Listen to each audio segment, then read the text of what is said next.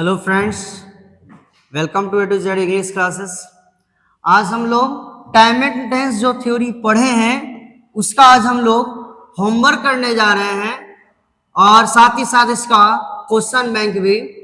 तो जो जो स्टूडेंट इस टाइम एंड टेंस का थ्योरी अगर नहीं पढ़े हैं तो जरूर से चैनल पे जाकर के वीडियो अपलोड किया गया है, उसे पहले जरूर देख लें, फिर आपको 100% ये क्वेश्चन समझ में आएगा। अन्यथा इस क्वेश्चन को समझने में काफी कठिनाई उत्पन्न होगी, है ना। इसलिए करके बेहतर रूप से समझने के लिए पहले उस वीडियो को देख लें, फिर यहाँ पर आसानी से आप जो है इसको समझ पाएंगे। इसके बाद जरा सा स्टार्ट करते हैं क्वेश्चन जरा हम लोग टाइम एंड टेंस का। देखिए क्वेश्चन स्टार्ट होता है टाइम एंड टेंस का। फर्स्ट क्वेश्चन है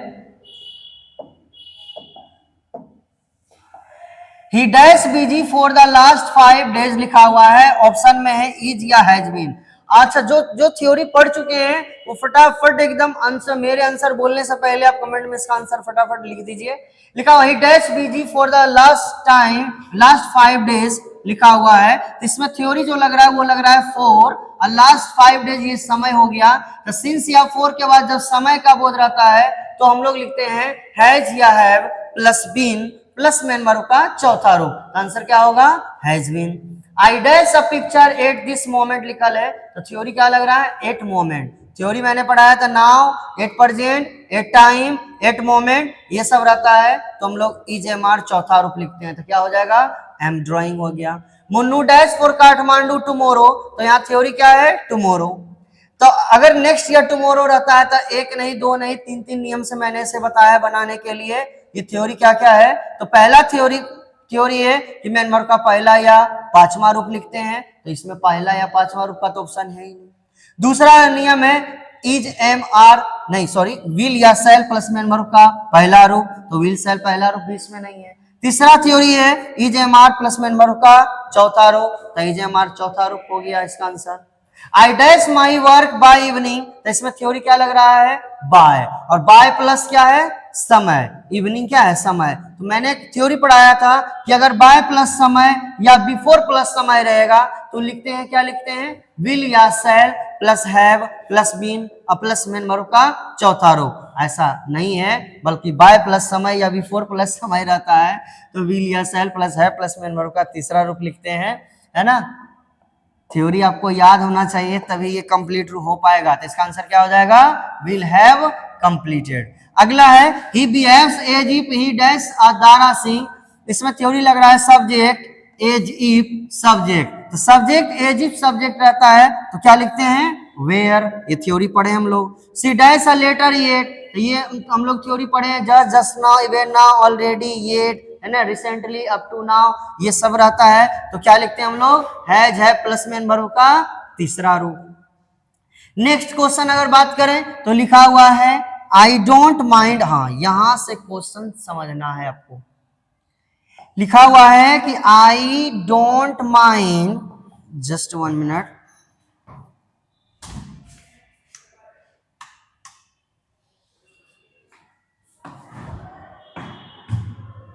यहां लिखा हुआ है I don't mind your dash to her लिखा हुआ है। ये क्या चीज समझेंगे जरा सा। अगर ऐसा कंडीशन हो कि इस प्रकार से प्रश्न, अच्छा ये जो प्रश्न आप देख रहे हैं ये पूछा हुआ प्रश्न है, ये प्रश्न पूछा जा चुका है, क्वेश्चन बैंक से है ये प्रश्न। I don't mind your dash to her लिखा हुआ। अगर ऐसा कंडीशन हो कि अगर प्रोनाउन आ जाए इस तरीके से और प्रोनाउन के बाद अगर आपको भरना रहे, जैसे यहाँ योर लिखा रह सकता है, हीज या हर, अगर इस प्रकार से अगर कुछ आ जाए प्रोनाउन, इसके बाद अगर आपको मेन वर्ब भरने के लिए कहा जाए तो याद रखिएगा हमेशा MB4 होता है, यानी मेन वर्ब का चौथा रूप होता है। ये किसी थ्योरी में नहीं है ना। यहाँ जरा सा समझेंगे, कुछ बातें जो है वो थ्योरी में नहीं लिखी हुई है, वो कॉमन सेंस है, उसमें समझाना होता है प्रश्न में ही। I don't mind your dash to her लिखा हुआ, योर रहेगा यानी कि अगर प्रोनाउन रहेगा तो इसके बाद हमेशा मेन वर्ब का चौथा रूप होता है, तो चौथा रूप क्या हो जाएगा? टॉकिंग हो जाएगा। टॉक मतलब बात करना, टॉकिंग चौथा रूप हो गया। हार्ड वर्क डैश सक्सेस, अगर इसमें ध्यान देंगे तो ये थ्योरी है, ये पढ़ा चुका हूं मैं। हार्ड वर्क डैश सक्सेस मतलब कठिन परिश्रम करने से सफलता मिलती है। ये तो सत्य बात तो हो गया कि कठिन परिश्रम करने से सफलता मिलती है, और सत्य वाक्य या कहावत रहता है तो पहला या पांचवा रूप आंसर क्या होगा, ब्रिंग्स सक्सेस हो जाएगा। अगला थ्योरी है वेन से स्टार्ट अगर रहता है तो मैं इसको चार चार नियम से बनाने के लिए बताया था। When I reach the station एक सेंटेंस, द ट्रेन डैश लेफ्ट दूसरा सेंटेंस। अगर वेन से स्टार्ट होता है और मेन वर्ब का दूसरा रूप एक सेंटेंस में रहता है तो दूसरा में हम लोग जो है वो लिखते हैं क्या चीज, सबसे पहले तो हम लोग लिखते हैं was were plus main verb का चौथा रूप। तो अगर यहाँ पे वाज लिख दें तो वाज वेयर के बाद चौथा रूप होना चाहिए, लेकिन चौथा रूप तो यहाँ है नहीं, इसलिए ये नहीं होगा। अगर वाज वेयर चौथा रूप नहीं ऑप्शन में रहता है तो हम लोग हम लिखते हैं क्या, हैड प्लस मेन वर्ब का तीसरा रूप। अगर यहाँ हम हैड भर देते हैं तो हैड के बाद ये तीसरा रूप है, बिल्कुल है, इसलिए आंसर ये हो जाएगा हैड, है ना, हैड लेफ्ट। अगला थ्योरी है he asked me what I डस। ये थ्योरी थोड़ा सा समझना होगा, कॉमन सेंस वाला क्वेश्चन है, और ऐसा ऐसा क्वेश्चन कम से कम 5-6 क्वेश्चन अभी और आएगा, इसलिए इस क्वेश्चन को समझेंगे। इसमें देखेंगे कि दो सेंटेंस है, ज्यादातर ये है देखिए he asked me what I डस लिखा हुआ है, तो ऐसा सेंटेंस जनरली दो सेंटेंस में रहेगा कि दो सेंटेंस है और ये आस्क्ड लिखल है, यानी मेन वर्ब का दूसरा रूप है ये, यानी MV2 है ये। तो ऐसा कंडीशन कि अगर MV2 रहेगा, मेन वर्ब का दूसरा रूप अगर रहेगा एक सेंटेंस में, और दूसरा सेंटेंस में लिखने के लिए अगर बोलेगा तो इसमें भी हमेशा में MV2 ही लिखाता है। मतलब क्या है समझेंगे जरा सा। मैंने कहा कि अगर दो सेंटेंस है तो एक सेंटेंस में अगर MV2 रहे तो दूसरा सेंटेंस में भी MV2 होता है। कब, जब कोई थ्योरी नहीं लगता है तब ये कॉमन सेंस याद रखिएगा ये बात। और ऐसा क्वेश्चन फाइनल एग्जाम में एक ना एक क्वेश्चन तो जरूर रहेगा, कंफर्म रहेगा ऐसा क्वेश्चन, है ना, कि क्या कि अगर एक सेंटेंस में दूसरा रूप है तो दूसरा में भी हम दूसरा रूप ही लिखेंगे। इसको हम लोग शॉर्टकट में बोलेंगे पास्ट, आगे याद रखेंगे कि अगर एक सेंटेंस पास्ट में है तो दूसरा को भी हम पास्ट में कर देंगे, यानी दूसरा रूप में कर देंगे, ठीक है, तो याद रखेंगे जरा सा। तो वही ये यहाँ पे ये चीज लिखा हुआ है ही आस्क्ड मी, ये दूसरा रूप है तो यहाँ पर भी दूसरा रूप लिख देंगे, तो दूसरा रूप वांट होगा या वांटेड, वांटेड हो जाएगा, है ना, तो ये बेहतर रूप से समझ गए होंगे।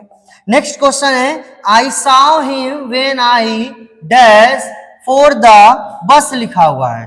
इसको आप देखेंगे इस क्वेश्चन को तो इसमें भी वेन लिखा हुआ है, तो वेन अगर लिखा हुआ है बाबू तो इसमें हम पढ़ाए हैं कि साव लिखा है, दूसरा रूप है, तो एक में दूसरा रूप तो दूसरा में was were plus main verb का चौथा रूप, तो वाज वेयर चौथा रूप तो है ऑप्शन में, हो गया। अगर ये नहीं रहता तब आगे ढूंढते हैं, क्योंकि ये 4-4 नियम से बनता है। क्वेश्चन नंबर 12 बहुत ही बेहतरीन क्वेश्चन है और बहुत ही बेहतरीन ट्रिक भी मैं बताऊंगा इसमें, पहले आप देख लीजिए, इसका आंसर सोच लीजिए क्या होगा। अब मैं बताता हूं, कोलंबस डैश अमेरिका लिखा हुआ है, डिस्कवर मतलब होता है खोज करना, यानी कोलंबस ने अमेरिका का खोज किया, ठीक है। इसका आंसर क्या होगा, इससे पहले इसका एक ट्रिक समझिए। जैसे कि ये लिखा हुआ है कोलंबस, कोलंबस अब इस दुनिया में है या थे, तो अब ऑब्वियस सी बात है थे। गांधी जी हैं या थे। नेहरू जी हैं कि थे। तो जो व्यक्ति हैं से थे हो गए हैं, यानी कि जो अब इस दुनिया में नहीं रहे हैं से थे हो गए हैं, उसमें हमेशा लगता है मेन वर्ब का दूसरा रूप, याद रखिएगा, हमेशा उसमें क्या लगेगा, मेन वर्ब का दूसरा रूप। ऐसा क्वेश्चन आएगा, जैसे कोलंबस है इसके जगह न्यूटन दे देगा, तो न्यूटन है कि थे है तो दूसरा रूप हो गया, है ना, इस तरीके से रह जाएगा, याद रखेंगे इसको। तो कोलंबस डैश अमेरिका, तो दूसरा रूप क्या हो जाएगा इसमें, डिस्कवर्ड। अगला क्वेश्चन है by this time tomorrow I dash home, तो यहां पर थ्योरी लग रहा है बाय प्लस समय, ये है ना, दिस टाइम टुमारो ये जो है समय आ गया, तो बाय प्लस समय आ गया। तो अगर ऐसा कंडीशन हो कि बाय प्लस समय रहे या बिफोर प्लस समय रहेगा, यानी बाय प्लस समय रहे या बिफोर प्लस समय रहेगा, तो ध्यान दीजिएगा हमेशा लिखेंगे पढ़ाए थे इस थ्योरी को कि बाय प्लस समय या बिफोर प्लस समय में विल या शैल plus have plus main verb का तीसरा रूप। यहाँ क्या हो जाएगा, शैल हैव रिच्ड हो गया। He dash in the field at the moment place is playing. इसमें थ्योरी क्या लग रहा है, एट मोमेंट। तो now at present at time at moment रहता है तो हम लोग लिखते हैं is am are plus main verb का चौथा रूप। तो आंसर क्या हो जाएगा, इज प्लेइंग हो गया। अगला थ्योरी देखेंगे जरा सा, हार्ड वर्क डैश सक्सेस लिखा हुआ है। तो इसमें जो लग रहा है क्वेश्चन, इसमें क्या है, हार्ड वर्क मतलब कठिन परिश्रम करने से सफलता प्राप्त होती है ना। तो कठिन परिश्रम करने से सफलता प्राप्त होती है तो सत्य बात है, असत्य बात रहता है तो पहला यह पांचवा रूप। तो इसका आंसर क्या हो जाएगा, ब्रिंग। ऐसा एक क्वेश्चन सेम आया था पहले भी, तो ब्रिंग भी कहीं लिखा होता है कहीं ब्रिंग्स भी, इसलिए डबल बार क्वेश्चन दिया हुआ है। अब देखिए नेक्स्ट क्वेश्चन, अगर थोड़ा सा भी अगर ध्यान होगा यहाँ पे आप आसानी से बता देंगे। नेहरू डैश चिल्ड्रेन, यानी नेहरू जी है कि थे, तो थे, जो व्यक्ति है से थे हो गए, उसमें कौन सा रूप लगेगा, दूसरा, और दूसरा रूप क्या हो जाएगा, लव। अगर क्वेश्चन आगे देख अच्छा तरीके से इसको पढ़े होंगे तो 17 नंबर आपसे बन जाएगा, और ऐसा क्वेश्चन फाइनल एग्जाम में पूछा जाता है, इसलिए जरा अच्छी तरीके से समझेंगे। ही डिड एक क्वेश्चन, व्हाट ही डैश दूसरा क्वेश्चन।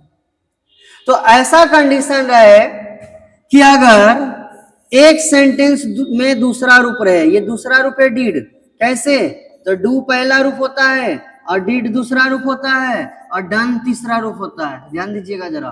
तो ये डिड लिखा है मतलब मेन वर्ब का दूसरा रूप है। अभी भी मैंने पढ़ाया कि एक में दूसरा रूप रहेगा तो दूसरा में किसको लिखना है, दूसरा रूप को। तो दूसरा रूप मतलब पास्ट, पास्ट कैन नहीं, क्या होगा, कुड। उम्मीद है ये बेहतर रूप से समझ में आपको ये आ गया होगा। आगे देखेंगे जरा सा, क्वेश्चन नंबर 18 लिखा हुआ है प्रश्न ये कि when I reached the station the train dash left. When से क्वेश्चन स्टार्ट है, और व्हेन से स्टार्ट होता है तो चार चार नियम से बनता है। इसमें देखेंगे तो लिखा हुआ ये रिच्ड लिखा हुआ है, यानी मेन वर्ब का दूसरा रूप लिखा हुआ है। तो अगर एक में दूसरा रूप रहता है तो दूसरा में सबसे पहले was were plus main verb का चौथा रूप लिखते हैं। तो यहाँ पर देखेंगे वाज लिख देंगे, लेकिन चौथा रूप तो है नहीं, इसलिए ये नहीं होगा। दूसरा है, अगर ये थ्योरी नहीं लगता है तो हेड प्लस मेन वर्ब का तीसरा रूप, तो यहाँ हो जाएगा हेड, हेड के बाद तीसरा रूप हो गया लेफ्ट, है ना। I dash the place when he came लिखा हुआ है, इसमें भी व्हेन क्वेश्चन आ गया है, और देखेंगे ये केम लिखा है मेन वर्ब का दूसरा रूप। तो दूसरा में क्या लिखेंगे देखते हैं जरा सा। तो दूसरा में क्या हो जाएगा, सबसे पहले हम क्या बोले हैं कि व्हेन से स्टार्ट होगा तो चार नियम से बनेगा। अगर एक सेंटेंस में दूसरा रूप दे ले तो दूसरा में was were plus main verb का चौथा रूप। ऑप्शन में वाज वेयर है क्या, नहीं है। दूसरा नियम है हेड प्लस मेन वर्ब का तीसरा रूप। तो हेड तीसरा रूप है क्या, बिल्कुल है, तो ये आंसर हो गया। आगे क्वेश्चन है आई सॉ हिम व्हेन, फिर से व्हेन वाला क्वेश्चन आ गया। तो दो सेंटेंस है, दोनों के बीच में व्हेन है। इसमें देखेंगे साव लिखा हुआ, तो साव होता है मेन वर्ब का दूसरा रूप। तो एक में दूसरा रूप है तो दूसरा में क्या लगेगा, दूसरा में हो जाएगा क्या चीज, was were plus main verb का चौथा रूप। ऑप्शन में है क्या, हाँ बिल्कुल है, वाज वेटिंग, है ना, इस तरीके से। अब सेम क्वेश्चन है while they played we dash, same question, when रहे या वाइल रहे, देखेंगे वेन रहे या वाइल रहे, एक ही चीज हुआ, एक ही चीज मान के बनाएंगे। तो समझिए वेन लिखा हुआ, वेन से स्टार्ट है और ये मेन वर्ब का दूसरा रूप है, तो दूसरा में लिखेंगे वाज वेयर चौथा रूप। ऑप्शन में है क्या, नहीं है। तब लिखेंगे फिर हेड प्लस मेन वर्ब का तीसरा रूप, हेड तीसरा रूप है, वो भी नहीं है। तो लास्ट थ्योरी है कि मेन वर्ब का दूसरा रूप लिखते हैं, तो दूसरा रूप क्या हो जाएगा इसका, सैंग, सैंग हो गया। यहां तक उम्मीद है बेहतर रूप से समझ गए होंगे। नेक्स्ट क्वेश्चन है इस तरीके से कि when it rained she dash an umbrella. ये जरा समझिएगा, व्हेन से स्टार्ट है और ये रेंड लिखा हुआ है मेन वर्ब का दूसरा रूप। अगर व्हेन से स्टार्ट है और दूसरा रूप है तो हम दूसरा में क्या लिखते हैं, was were plus main verb का चौथा रूप। ऑप्शन में है क्या, नहीं है। फिर लिखेंगे हेड प्लस मेन वर्ब का तीसरा रूप, हाँ ऑप्शन में है। अगर ये भी नहीं रहता तो हम लोग लिखते हैं मेन वर्ब का दूसरा रूप, है ना, ये चीज है। ये थोड़ा सा एक कॉम्प्लिकेटेड क्वेश्चन आया है। देखिए हेड तीसरा रूप सही है, यहाँ कैरिड लिखना भी सही है, क्यों है इसका हिंदी करके समझ लीजिए। लिखा हुआ है जब वर्षा हुई वह छाता ले गई, कैरी मतलब होता है ढोना या लेके जाना। तो जब वर्षा हुई वह छाता ले गई या ले गई थी, दोनों हो सकता है ले गई थी, लेकिन 100% बेहतर रूप से जो सही होगा वो कैरिड होगा, इसलिए कैरिड ही लिखना चाहिए। ठीक है, और ऐसा क्वेश्चन एग्जाम में नहीं पूछता है, एग्जाम में थ्योरेटिकल क्वेश्चन रहेगा, ऑप्शन में दोनों इसको एक ही रहेगा। वो तो मैंने जानबूझ के दिया ताकि मैं हिंदी करके आपको ये क्वेश्चन समझा सकूं। ठीक है, नेक्स्ट क्वेश्चन है कि बाय नेक्स्ट जुलाई, थ्योरी लग रहा है बाय प्लस समय। अगर बाय प्लस समय रहता है या बिफोर प्लस समय रहता है तब हम लोग क्या लिखते हैं, विल या शैल प्लस हैव प्लस मेंबर का तीसरा रूप। आंसर क्या हो जाएगा, विल हैव रिटेन हो जाएगा यहाँ पर आंसर। उम्मीद है ये बेहतर रूप से आप समझ गए होंगे। अगला क्वेश्चन है pardon me for not dash to you. ये क्वेश्चन जरा समझिए, ऐसा क्वेश्चन एग्जाम में पूछा गया है, जरा सा ध्यान देंगे। Pardon me for not dash, यहाँ फॉर जो है प्रीपोजिशन है, ऑफ जो है यहाँ पर प्रीपोजिशन है। तो अगर प्रीपोजिशन रहे फॉर या ऑफ, इसके बाद हमेशा होता है मेन वर्ब का चौथा रूप यानी V4 होता है। ये बात ध्यान रखिएगा, इसमें कोई थ्योरी लग नहीं रहा है, कॉमन सेंस है, यूज रखिएगा, मतलब ध्यान दीजिएगा जरा। फॉर रहे या ऑफ रहे, ये प्रीपोजिशन है, इसके बाद हमेशा चौथा रूप। चौथा रूप क्या हो जाएगा यहाँ, राइटिंग, और यहाँ पर क्या हो जाएगा, प्लेइंग। उम्मीद है ये क्वेश्चन यहां तक समझ में आ गया होगा आपको, है ना। इसके आगे जरा सा समझेंगे। अच्छा, इसके आगे आता है क्वेश्चन नंबर 26। क्वेश्चन नंबर 26 में क्या कह रहा है, he dash listen to the radio now at present at time at moment। ये थ्योरी पढ़े थे कि यहाँ से क्वेश्चन बैंक आ गया है 2010 का। देखिए 2010 पहले के समय में 2009 से जो सिलेबस रहा है, 2009 से जो सिलेबस रहा है 12 का, उसमें टाइम एंड टेंस से 3 क्वेश्चन पूछता था, 9 से लेकर के 17 तक लगातार। 2009, 10, 11, 12, 13, 14, 15, 16, 17, 2017 तक जो पूछा गया है वो 3 क्वेश्चन। 17 के बाद पैटर्न चेंज हो गया ऑब्जेक्टिव का, उसके बाद से क्वेश्चन इसमें इससे ज्यादा प्रश्न पूछा जाता है। अभी हम लोग देखेंगे किसी किसी वर्ष में तो इससे 7 से 8 क्वेश्चन पूछ दिया है ना। इसलिए ये बहुत ही इंपॉर्टेंट क्वेश्चन है। पहले 3 ही क्वेश्चन पूछता था टाइम एंड टेंस से, जरा सा समझेंगे और देखेंगे थ्योरी जो पढ़े उससे बनता है या नहीं बनता है ना। तो क्वेश्चन है he dash listen to the radio now. पहले के समय में ऑप्शन नहीं रहता था, इसलिए ऐसे ही क्वेश्चन आता था, इस तरीके से ब्रैकेट दे दिया गया है, और ब्रैकेट देने का मतलब ये हो गया कि इस चीज को आप चेंज कीजिए, इस चीज को आप चेंज कीजिए, इसमें क्या आप लिखना चाहते हैं, है ना, इसके जगह क्या होगा, ये चीज है टाइम एंड टेंस का बनाना होता था, ऑप्शन तो होता नहीं था, इसलिए क्वेश्चन जैसे था वैसे मैंने लिख दिया है। He does listen to the radio now, at present, at time, at moment रहता है, तो is am are plus main verb का चौथा रूप होता है, तो यहाँ आंसर क्या हो जाएगा, इज, और लिसन का होता है क्या चीज, लिसनिंग, है ना, तो लिसनिंग हो जाएगा यहाँ पर। नेक्स्ट क्वेश्चन है I dash leave Patna last year. Theory यहाँ देखेंगे तो क्या लग रहा है, लास्ट, और लास्ट, एगो, previous, yesterday, it is time, it is high time. अगर ये सब रहता है तो हम लोग लिखते हैं मेन वर्ब का दूसरा रूप लिखते हैं, तो यहाँ पर दूसरा रूप इसका लीव का, ब्रैकेट में जो है बस इसी को चेंज करना और किसी को नहीं। लीव का दूसरा रूप क्या होता है, लेफ्ट होता है ना, तो ये हो गया। I shall not go out if it dash लिखा हुआ था, दो सेंटेंस के बीच में क्या है, ये इफ है। तो जब दो सेंटेंस के बीच में या शुरू में इफ रहेगा तो ये थ्योरी मैंने पढ़ाया था कि एक सेंटेंस में मेन वर्ब का पहला पांचवा और दूसरा में will shell plus main verb का पहला रूप। तो नोटिस करेंगे, यहाँ ध्यान देंगे, तो शैल पहला रूप दे ले तो लिखना क्या है हमें, पहला या पांचवा, तो इट के साथ पांचवा रूप, और पांचवा रूप हो जाएगा रेंस। एक बार फिर से समझेंगे, दो सेंटेंस के बीच में इफ रहता है तो एक सेंटेंस में विल शैल पहला रूप, दूसरा में पहला या पांचवा रूप, इट के साथ पांचवा रूप हो गया रेंस। इस तरीके से हम देख रहे हैं कि 2010 में 3 क्वेश्चन पूछा गया, तीनों का तीनों एकदम बेहतरीन रूप से और आसान तरीके से बन गया है, क्योंकि हम लोग जो है थ्योरी बेहतर रूप से पढ़े हैं। तो थ्योरी अगर याद है आपसे एक क्वेश्चन नहीं छूटेगा, है ना, चाहे वो 2010 हो या 2026 हो, एक क्वेश्चन नहीं छूटेगा आपका, है ना। बेहतर रूप से जरा सा समझेंगे। She dash meet me long ago लिखा हुआ है, इसमें जो थ्योरी लग रहा है क्या लग रहा है, एगो। तो थ्योरी है कि लास्ट एगो previous yesterday it is time it is high time. अगर ये रहता है तो हम लोग लिखते हैं क्या चीज, मेन वर्ब का दूसरा रूप। ये 2011 का 3 क्वेश्चन है, तो दूसरा रूप लिखेंगे तो मीट का दूसरा रूप क्या होगा, मेट। ये इस तरीके से हो गया।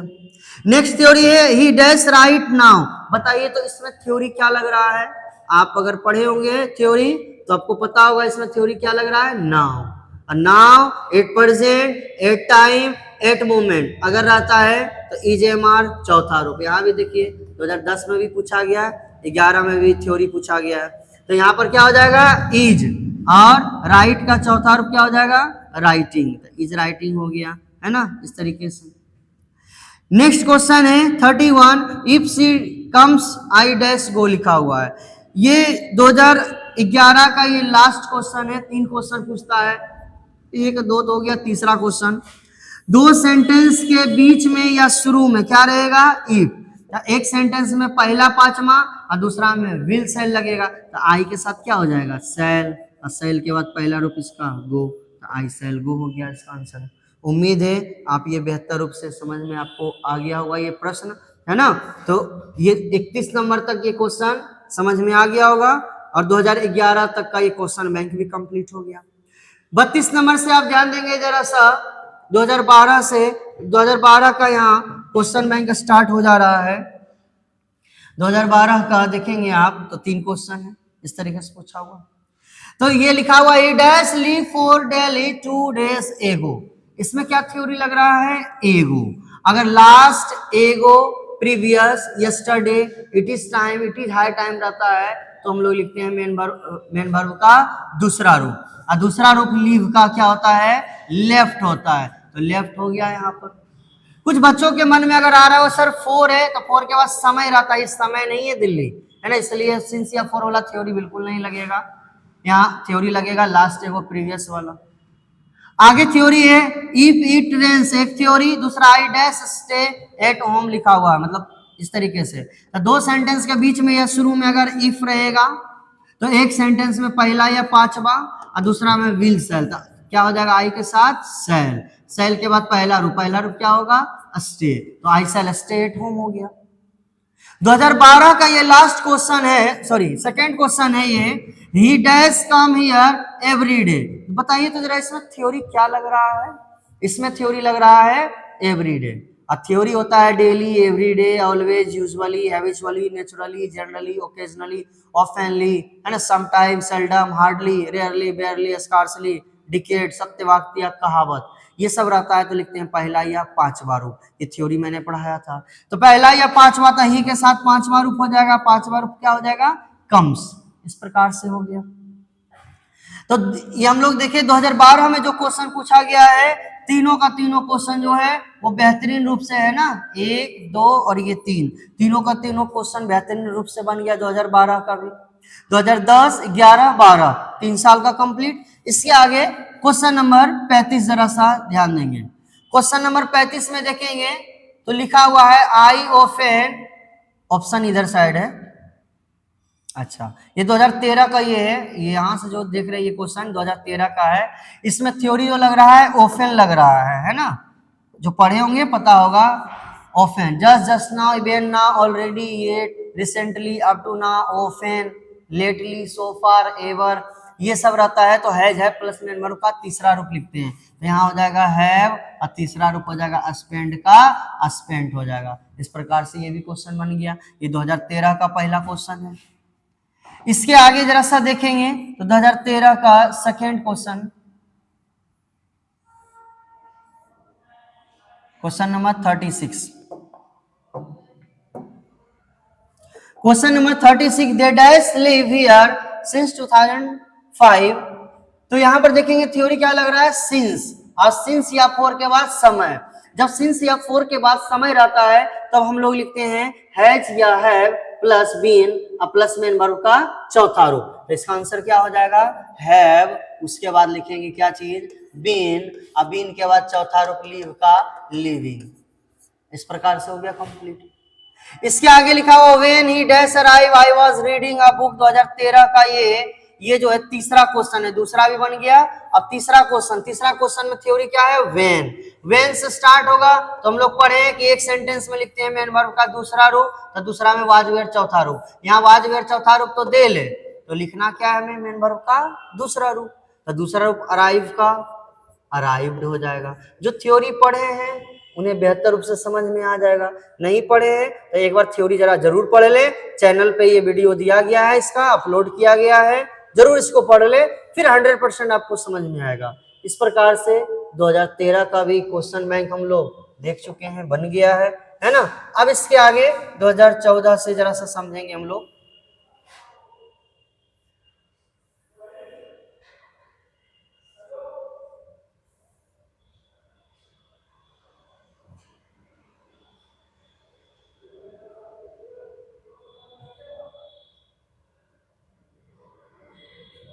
चलिए देखिए, अब यहां से देखेंगे जरा सा क्वेश्चन।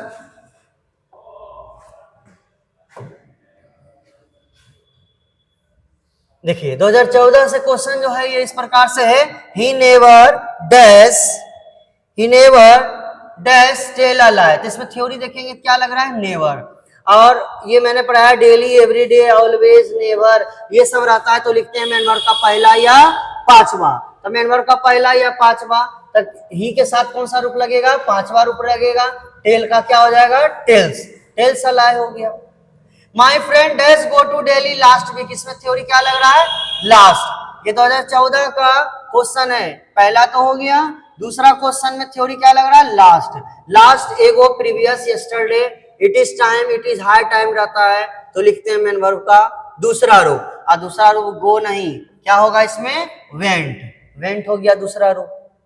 आगे theory I dash read a novel now आ गया। थ्योरी है now, at present, at time, at moment, ये सब रहता है तो हम लोग लिखते हैं is am are plus main verb का चौथा रूप। तो आई के साथ क्या लग जाएगा एम के बाद चौथा रूप क्या हो जाएगा रीड का रीडिंग, आई एम रीडिंग हो गया, कोई दिक्कत।